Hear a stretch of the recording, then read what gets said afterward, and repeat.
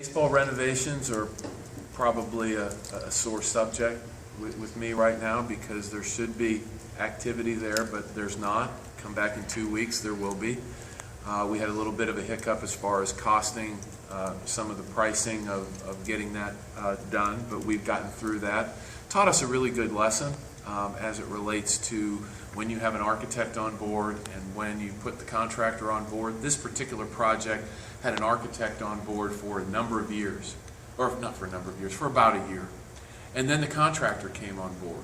And through no fault of anyone, guys were going down one path, and the contractor came in and said, if you're going to build this, it may cost you a little more than what you've had allocated. So for the baseball project, we've resolved that issue. We'll start construction in August. It will go through the season, so it won't be open in February, but we're trying to get the functional parts of it for the team to be available right at the beginning of the year. Certainly the new seats that will be behind home plate will be available at the beginning of the year. That's one of the first things that's done.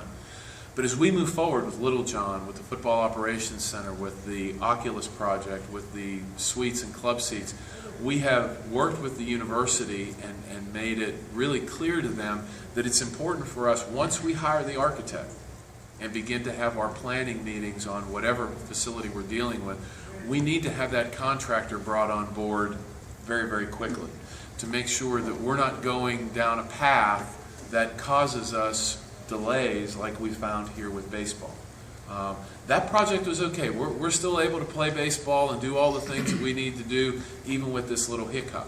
But some of the other projects that we're doing, we may be facing tighter time schedules.